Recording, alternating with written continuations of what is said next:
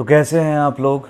मेरा नाम प्रत्यय है। Welcome to mate for SSC channel. आप लोग सारे स्वस्थ थे और ज़्यादा पैनिक नहीं कर रहे आई होप, क्योंकि टायर 1 का कट ऑफ को लेके बहुत सारा चीज़ चल रहा है।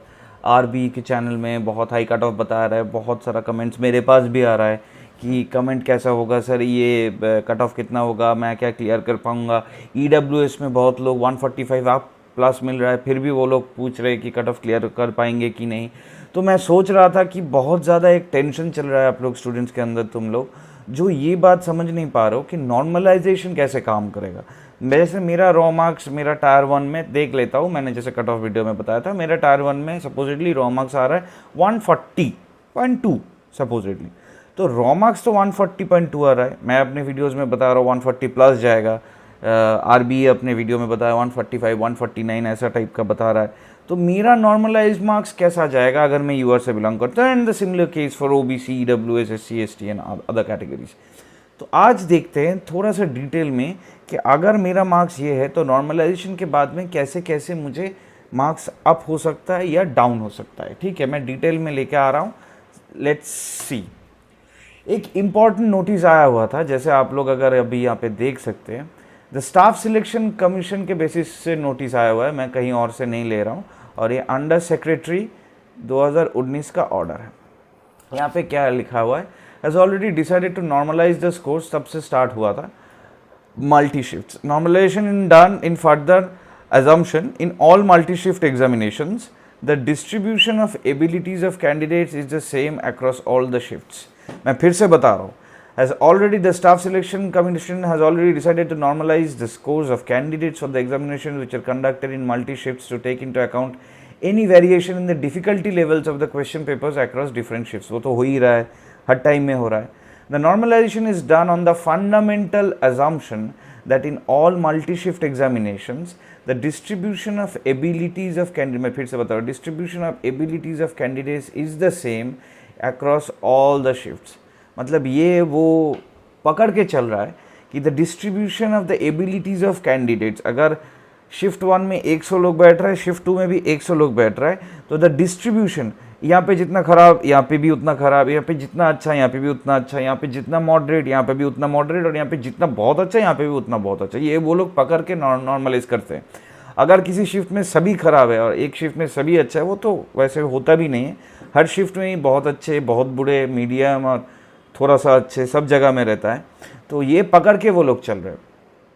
ये फिर से वो बता रहा है, this assumption is justified since the number of candidates appearing in multiple shifts in the examinations conducted। मैं एक बार इरेज करके बताता हूँ।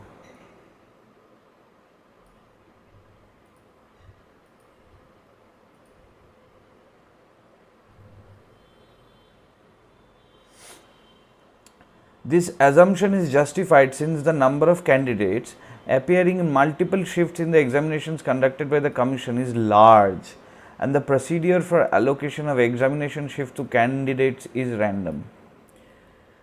रैंडम हो रहा है तो हमें एक फार्मूला अप्लाई करना ही पड़ेगा। तो कौन सा फार्मूला ये लोग अप्लाई कर रहे हैं, द फॉलोइंग फार्मूला, उसके बेसिस में हम लोग इस वीडियो में बात करेंगे। Commission to calculate final score of candidates in multi shift examinations.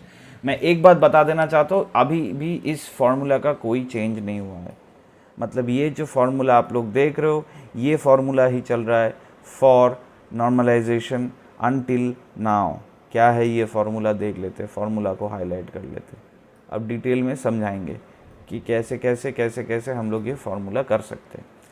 अब वो लोग बता रहे हैं कि number of candidates is large, वो तो हम लोगों को पता ही है, क्योंकि जितना तक हम लोगों को सुनने को मिल रहा था 36 लाख लोग ये एग्ज़ाम दिया हुआ है। बहुत सारे लोग यही एग्ज़ाम का CGL 2023 का CHSL में गया हुआ है, जहाँ पे 32 लाख लोग दिए हुए हैं। तो 36-32 के अंडर ही गेम हो रहा है। तो 36 लाख लोग अगर एग्ज़ाम फॉर्म फिलअप किया हुआ है, ऑब्वियसली दिया नहीं हुआ है, जैसे मैं CHSL के वीडियो में बता रहा था, अगर 36 लाख है अप्रॉक्सीमेट नंबर, अगर ये 40 भी हो सकता है, एग्जैक्ट नंबर मैं बता नहीं रहा हूँ, मैं एक चीज़ बता रहा हूँ, वह है 80-20 प्रिंसिपल। ये है पैरेटो प्रिंसिपल, जो हम लोग सब चीज़ में अप्लाई कर सकते हैं इन लाइफ। तो 80-20 principal states 80% of anything comes from 20% of your efforts, ऐसे करके बताते हैं। बट यहाँ पे हम लोग एलिमिनेशन के लिए यूज़ करेंगे। अगर पकड़ लेते हैं 36 लाख का 80% कितना होता है, 8 6 48, 8 + 4 8 6 24 28, मतलब 28 लाख के करीब पकड़ लेते हैं। 28 लाख के करीब चला जा रहा है, तो कंपटीशन बच रहा है 8 लाख। ठीक है, 8 लाख का 20%, 8 लाख लोग एग्ज़ाम देने के लिए जाएगा ऑलमोस्ट सीरियसली। 8 लाख का 20% है 1.6 लाख। अब ये होगा टायर 1 क्वालिफाइड कैंडिडेट्स। 1.6 लाख के आसपास टायर 1 क्वालिफाई करना चाहिए। अगर इससे भी कम करवाता है स्टाफ सिलेक्शन तो कुछ बात ही नहीं है, कुछ बोल नहीं पाएंगे। अगर 1.6 लाख हो गया और इसके भी अंदर जो फाइनल मेरिट लिस्ट इसका 20%, जो 32 के लोगों को लिया हुआ जाएगा। अब ये 32 के लोगों में से भी बहुत सारे लोग ये 32 के अच्छा मार्क्स लेके आएंगे। ये 32 के लोग बहुत अच्छा मार्क्स लेके आएंगे, लेके आ जाने के बाद भी ये लोग सबको नौकरी नहीं मिलेगा क्योंकि वैकेंसी उतना नहीं है। वैकेंसी कितना है? करीबन 7,500 के करीबन, 7,500 के करीबन। तो 32 लाख है, 32,000 है, 4 टाइम्स, तो 32,000 लोगों को टायर 2 के लिए क्वालिफाई करवाया जाएगा। ये हम लोगों को पता ही चल रहा है अभी। 32 लाख लोगों में से 20% कम्स टू 6.5 के, ये लोगों को नौकरी मिलेगा। आप लोग देख रहे हो कितना ये फिल्ट्रेशन होगा। This is why I say Pareto principle is a super power. Super power है ये। क्यों? क्योंकि 36 लाख का 80% देगा नहीं, 20% ही देगा, जो 1.6 लाख के आसपास आ रहा है। 8 लाख का 1.6 लाख का आसपास रहा है। 8 लाख का 20% 1.6 लाख। 1.6 लाख में भी, एक सेकेंड,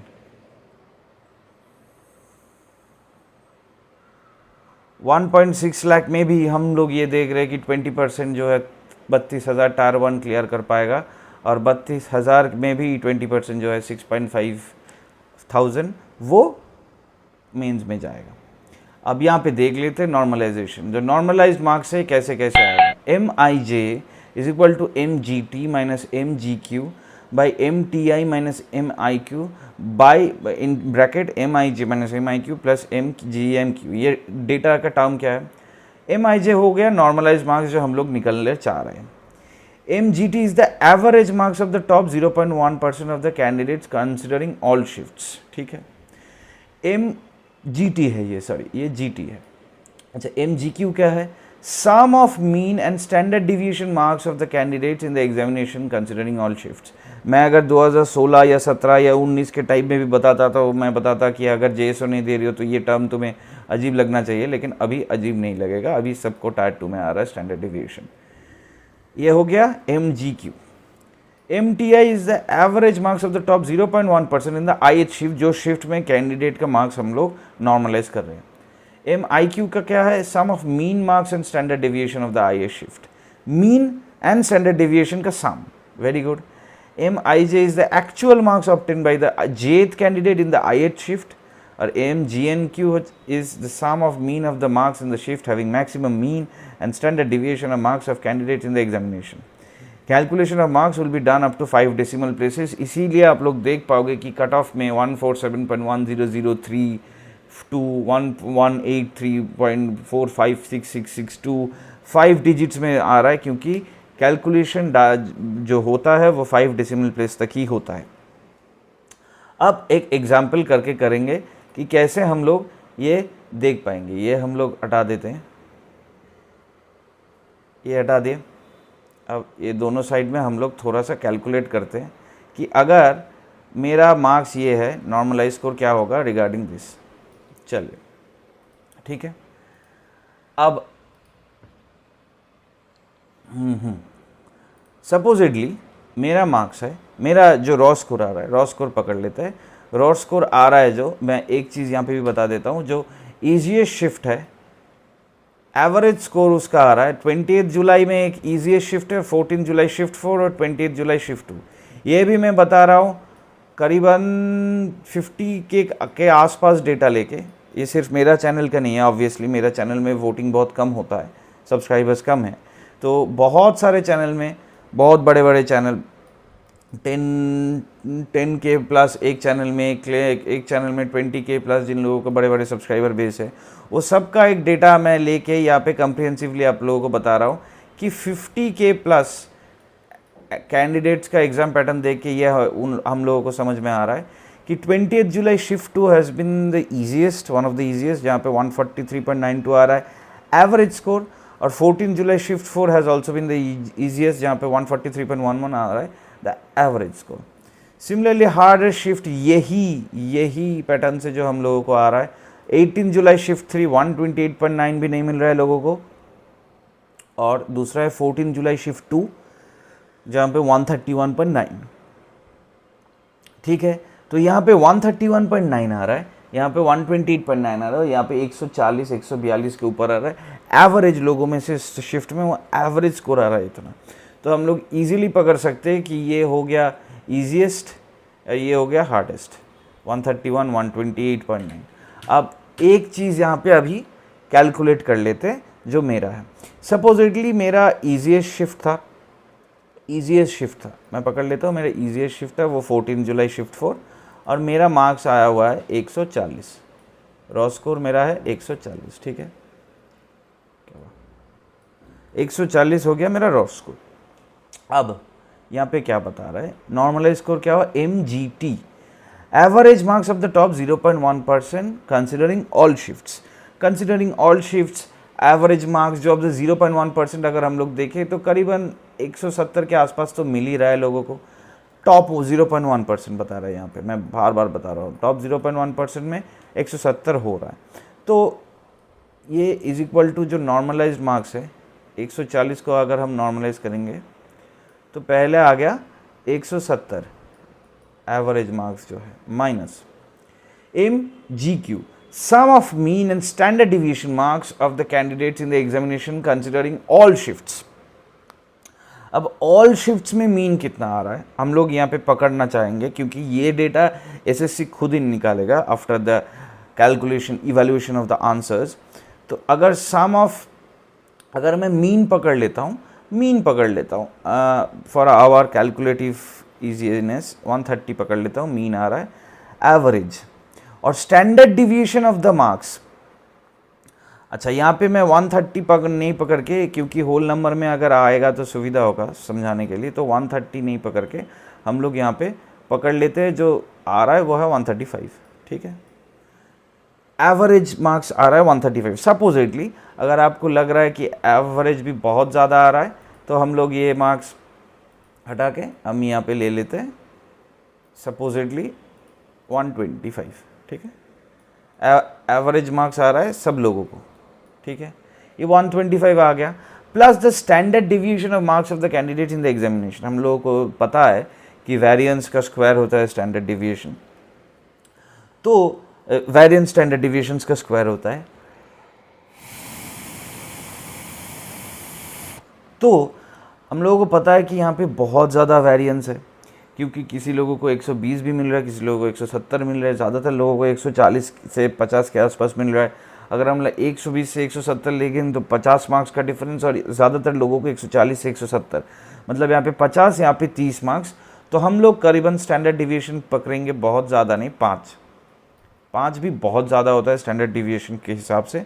तो 5 अगर पकड़ते हैं तो ये टोटल आ जाता है कितना, 130 आ गया। तो यहाँ पे 130 हम लोग लिख ले नॉर्मलाइजेशन के लिए, 130 ये पार्ट हो गया।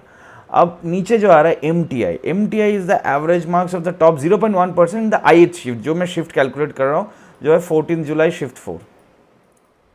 अब 14 जुलाई शिफ्ट 4 में 0.1% वो था हार्डेस्ट शिफ्ट।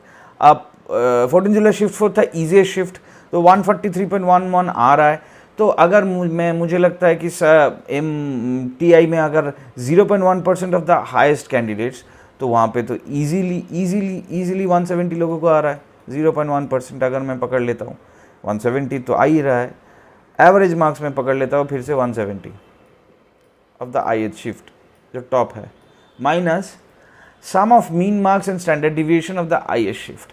अब फिर मैं ऐसा ही पकड़ लेता हूँ कि उस शिफ्ट में मीन मार्क्स तो थोड़ा सा कम होगा, जैसे उस शिफ्ट में मीन मार्क्स ज़्यादा होगा, 143 है ईजीएस्ट शिफ्ट, तो ईजीएस्ट शिफ्ट में मीन मार्क्स कितना होगा, करीबन 130 पकड़ लेते हैं, 135 पकड़ लेते हैं फॉर कैलकुलेटिव एग्जांपल्स, और या तो 125 ही लेके चलते हैं।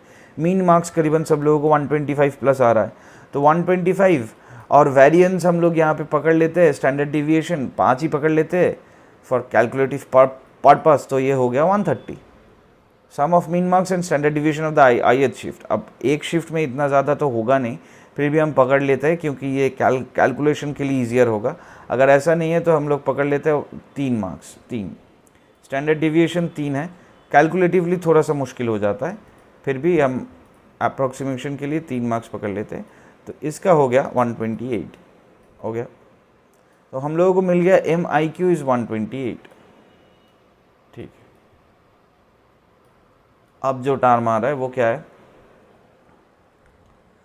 MIJ minus MIQ। MIJ actual marks of the candidate by the jth candidate in the ith shift 140 मुझे मिला है, minus MIQ sum of the mean marks and standard division of the ith shift, वो मैंने सम of mean marks ये 128 आ रहा था MIJ, तो 128 ही कर देते हैं, हो गया, plus MGMQ sum of mean marks of candidates in the shift having maximum mean and standard deviation of marks in the considering all shifts। अब standard deviation considering all shifts हम लोग 5 ले ही ले, हम लोगों को 5 मिला ही था standard deviation all shifts मिला के, और sum of mean marks of the candidate in the shifts having maximum mean। अगर maximum mean हम लोग पकड़ लेते हैं कि किसी जगह में 135 आ रहा था मैक्सिमम मीन, कोई शिफ्ट में 135 is the maximum mean for supposedly this year, 135 अगर मैक्सिमम मीन आ रहा है तो 135 प्लस 5 140 प्लस 140। अब यहाँ पे देखते हैं क्या होता है, ये हो गया 40, ये हो गया 170 माइनस 28, ये हो गया 42, और ये हो गया 12 इंटू 12 प्लस 140। अब अगर हम लोग ये बात करना चाहते हैं 40 divided by 42 will be less than 1, तो 12 into less than 1, 12 into less than 1 कितना आ रहा है, करीबन आपका आ गया, पकड़ लेते हैं 10 के आसपास, पकड़ लेते हैं फॉर आसपास 10.233 पकड़ लेते हैं प्लस 140, तो आपका नॉर्मलाइज्ड मार्क्स कितना आ गया 150.233, ये आ गया आपका नॉर्मलाइज्ड मार्क्स अगर आप 140 मिलाए। अब सिमिलरली अगर हार्डेस्ट शिफ्ट का हम लोग देखें तो हार्डेस्ट शिफ्ट का भी बहुत ही ज़्यादा इंक्रीज़ हो जाता है। यहाँ पे एक्यूरेसी का भी बहुत इंपॉर्टेंट एक फैक्टर रहता है, और जो फैक्टर रहते हैं मैं बता देता हूँ। जो डिनोमिनेटर है वो आप देख लीजिए, वो है MTI average marks of the top 0.1%, वो शिफ्ट का एवरेज मार्क्स कितना आ रहा है 0.1%, और MIQ standard deviation of the ith shift. अगर शिफ्ट हार्ड आता है तो डिनोमिनेटर और भी छोटा हो जाएगा। जैसे पकड़ लेते हैं मेरा उसी शिफ्ट में ही जो हार्डेस्ट शिफ्ट है उसी शिफ्ट में ही 140 मिला है, ठीक है। अब अगर हम लोग नॉर्मलाइज मार्क्स पकड़ने की कोशिश करते हैं तो average marks of the top 0.1% candidates पकड़ लेते हैं 170 पकड़ लेते हैं 170, और sum of mean and standard deviation marks in the consideration all candidates, all shifts में हम लोग यहाँ पे 130 पकड़ रही है, तो 130 पकड़ के चलते हैं, सब डेटा एक है। अब average marks in the ith shift में शिफ्ट हार्ड है, जैसे इस शिफ्ट में एवरेज मार्क्स आ रहा है 130 के आसपास 18 जुलाई का। अगर 14 जुलाई शिफ्ट 2 ले 130 के आसपास, तो हम लोग 130 के आसपास ही लेंगे, तो 170 एवरेज मार्क्स तो 130 के आसपास आ रहा है तो 130 लेंगे। एक्चुअली यहाँ पे हम लोगों को एवरेज मार्क्स थोड़ा सा ज़्यादा लेना चाहिए था क्योंकि यहाँ पे ज़्यादा आ रहा है। अगर यहाँ पे हम लोग 135 ले लेते तो आप लोग देख ही पा रहे हो कि ये नॉर्मलाइजेशन और भी घट जाता, तो यहाँ पे हम लोग 130 ले लेते हैं, ठीक है। 130 हो गया into MIJ minus sum of actual marks obtained. अब हार्ड शिफ्ट में मुझे बहुत मार्क्स मिल रहा है 140 minus MIQ sum of mean marks and standard deviation, जैसे हम लोग लिए है 130 sum of mean marks and standard deviation, ये हम लोग उल्टा ले लिए। यहाँ पे मीन मार्क्स हम लोग यहाँ पे अगर 128 ले रहे, यहाँ पे अगर हम लोग 128 लेके किए हैं ना, यहाँ पे हम लोग 128 लेके किए, जहाँ पे एवरेज मार्क्स 140 आ रहा था, तो यहाँ पे हम लोग 128 अगर लेके किए तो यहाँ पे हम लोग और भी कम लेंगे, यहाँ पे हम लोग 1110 लेंगे। तो average marks of all shifts MIQ sum of mean marks and standard deviation of all shift. अगर एवरेज मार्क्स मैं 110 पकड़ता हूँ और स्टैंडर्ड डिविएशन 5 भी पकड़ लेता हूँ, जो होगा नहीं, फिर भी 115 और यहाँ पे है MIQ 115 प्लस 140, तो एक टर्म मेरे पास है ही, ठीक है। अब ईजीएस्ट शिफ्ट में आप ऐसे करके देखना, अब 140 लेके देखना, यहाँ पे 128 की जगह 140 लेके देखना, ये टर्म पूरा ज़ीरो हो जाएगा। अगर मुझे मिल रहा है 140 पूरा ज़ीरो हो जाएगा। जैसे मैं यहाँ पे थोड़ा सा करके देता हूँ, यहाँ पे अगर हार्डेस्ट शिफ्ट में हम लोग देखते हैं तो ये हो गया आपका 40/115, 40 से भी 55, 40/55 आ रहा है ना, इंटू ये हो गया 25, 40/55 इंटू 25, ये 8/11, 8/11 करीबन कितना आएगा, 8/11 करीबन 0.7 आएगा। तो करीबन 0.7 इंटू 25, 7.7 इंटू 25 कितना आ रहा है, 1.75 35, 7 2 14, 17, करीबन ये आ रहा है कितना, 17.5। और मुझे हार्ड शिफ्ट में कितना मिल रहा था, 140, ये 140 के साथ ऐड कर देते हैं तो मेरा आ गया इस शिफ्ट में 157.5। अगर हम लोग उस शिफ्ट में भी लेते हैं तो देख लीजिए, ये पार्ट हम लोग इजी शिफ्ट में 140 मिलने के बाद हम लोगों को नॉर्मल स्कोर आ रहा है 150, हार्ड शिफ्ट में अगर 140 मिलेगा हम लोग नॉर्मल स्कोर कितना आ रहा है, 157.5। This is the difference of normalization. अगर यहाँ पे हम लोग एक चीज़ यहाँ पे करते थे कि अगर मीन स्कोर हम लोग 40 लेके चलते थे, यहाँ पे ये 130 मिला, ये अगर 140 लेके चलते थे ये पॉइंट, तो पूरा गेम ही पलट जाता। कि यहाँ पे 130 था, ठीक है, यहाँ पे 140 और मुझे मिला है हार्ड शिफ्ट में 140, तो मुझे मिल गया 140, तो ये पॉइंट आ गया 0, तो 0 इंटू 0 0, 140 ईजी शिफ्ट में मुझे मिल गया 140। और वही हार्ड शिफ्ट में अगर 140 मिल रहा है तो 25 इंटू 7.7 आ रहा है 17.5, तो 140 प्लस 17.5 कितना हो गया, 157.5। This is the importance of normalization. आप अपने शिफ्ट का हाईएस्ट मार्क्स, यहाँ पे जैसे मैंने डिटेल्स दिया हुआ है, अपने शिफ्ट का हाईएस्ट मार्क्स और लोएस्ट मार्क्स देख लीजिए, एक अप्रोक्सीमेट कर लीजिए, करने के बाद पूरा डिवाइड करके देख लीजिए, बहुत अच्छा डेटा आप लोगों को देखने को मिलेगा।